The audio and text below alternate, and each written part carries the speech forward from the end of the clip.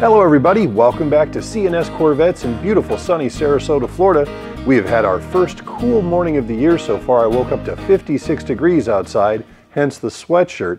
It is a gorgeous, gorgeous day here, certainly compared to the weather we've been having lately. So I am here today to announce the winner by your vote of the International Corvette Photo Contest. We had well over, 50, 60, 70 entries. Many people sending multiple pictures of their cars, which was cool. And the votes all came in. You guys were super active with that. We totally appreciate that. And we ended up with two entrants right at the top.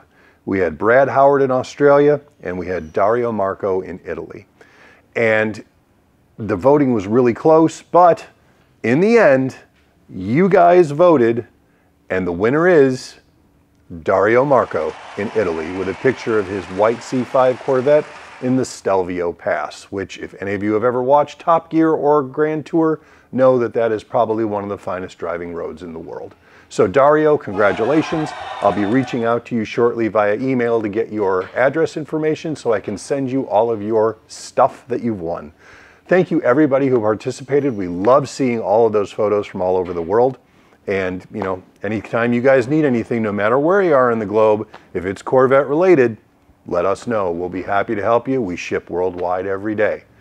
Now, for those of you who are domestic, living in the United States, we're going to be doing this, a similar contest to this for you guys in the next week or two. And when we do, I'll announce it. And we will be taking entries from the United States, but not just yet. Let me clear the cache of all the things that we've got, get caught up here from the hurricanes, and we'll do that because I know we're going to have a million people put pictures in, which I can't wait to see those either. So again, congratulations Dario on winning the International Corvette Photo Contest. I'll be in touch with you shortly, and thank you for everybody who sent in pictures of their beautiful cars in beautiful places. We'll talk to you soon.